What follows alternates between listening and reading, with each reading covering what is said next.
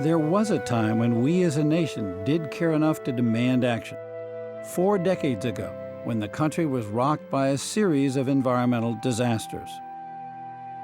Well, I remember what it was like before Earth Day.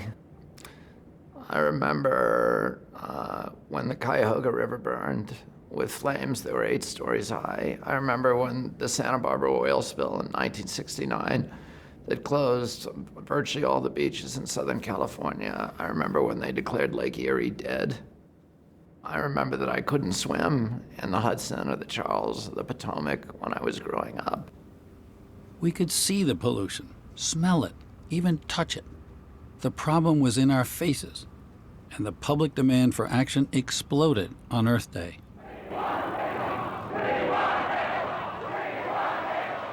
In 1970, this accumulation of insults drove 20 million Americans out onto the street, 10% of our population, the largest public demonstration in American history. There was anger at the state of the world, at the state of your own backyard, whether it be a water body or the air or your mountain range, whatever it was you related to as the environment. There was anger that we as a country had let it go. And there was a very much of a grassroots rebellion saying, this has got to stop. It was a big issue. It exploded on the country. It forced a Republican administration and a president, which he'd never thought about this very much, President Nixon, it forced him to deal with it because the public said, this is intolerable. We've got to do something about it. Responding to congressional pressure, Nixon created the Environmental Protection Agency. He picked Bill Ruckelshaus, a Justice Department lawyer with a solid Republican pedigree, as its first administrator, and Ruckelshaus quickly took charge. We had to select some big visible polluters, both industrial and municipal, go after them, make sure the public understood we were being responsive to their concerns, and that would energize the agency and get us in a position to do things that needed to be done in order to address the problem.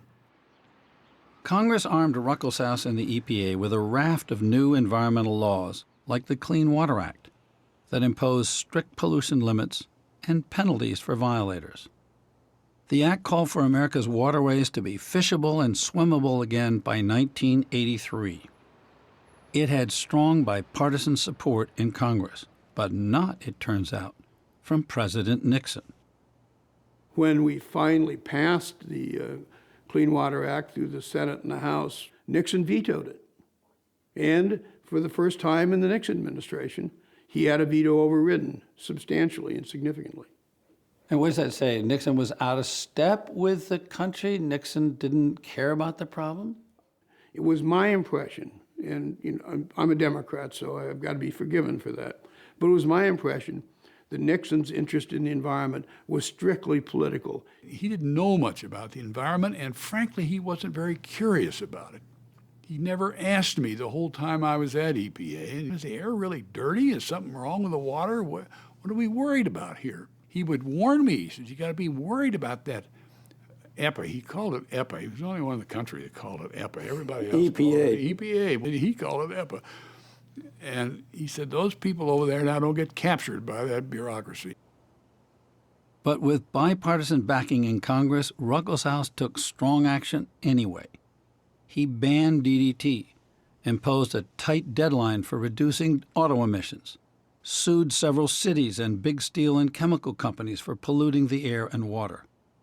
His tough approach made enemies. Most of the people running big American manufacturing facilities in those days believed this was all a fad. It was going to go away, and all they had to do was sort of hunker down until the public opinion subsided, public concern subsided, and it would go away. When you went after the big polluters, you sued them, you took them to court. What was the reaction of U.S. Steel? Well, I didn't like it. I mean, I remember going up to see Ed Cott, who was the CEO of U.S. Steel. He told me, he said, we don't like you very much. And he said, we certainly don't like your agency. And I said, well, if that's your attitude, then we're probably going to get in a fight over it. So you had to enforce the law. You had to be a tough regulator. That's right. You had to reassure the public that this was a problem the government was taking seriously, We had to be tough. We had to issue standards and we had to enforce them. One of the first big regulatory success stories came right here on the Potomac River. The Potomac River goes up to the mountains of Appalachia. It comes past our nation's capital, and then it enters the estuary of the Chesapeake Bay. And what we saw in the Potomac River in the 1960s was what was seen in many rivers around the country, where it smelled so bad you didn't want to get anywhere near it. And that odor was in large part created by poorly treated sewage. If you were out sailing in a small boat and capsized, you had to go in and get a shot or two. I mean, it was literally hazardous to your health to come in contact with the water. Restoring the Potomac meant modernizing the sewage treatment plants along the river, like this one, called Blue Plains, just south of Washington. Blue Plains handles the waste of 2 million people, and it embodies just the kind of pollution targeted by the Clean Water Act, pollution coming out of a pipe. And in the 1970s, Blue Plains was the biggest single source of pollution to the Potomac. Blue Plains was the key wastewater treatment plant that had to be modified if we were really going to make a good effort at restoring the water quality in both the river and in the bay. The Potomac had become overrun with acres of green algae caused by excess nutrients from human waste, like phosphorus and nitrogen. The regulators said, okay, phosphorus is the problem in the Potomac, therefore you people running the wastewater treatment plants will upgrade to remove phosphorus. And it happened in a very short period of time. But the river didn't improve all that much. It turned out they needed to remove nitrogen too, a costly process. But Cliff Randall found an answer, a new, more economical technology called biological nutrient removal, or BNR. The way we treat sewage is we take the sewage and we feed it to a large mass of bacteria and other microorganisms. And basically they eat the sewage. They eat the sewage. That's correct. That's Munch, what they munch, do. munch. That's right. It took $1 billion in federal and state funds to modernize Blue Plains with several new technologies, including BNR. But the effort paid off. And more than 100 sewage treatment plants around the bay adopted BNR technology.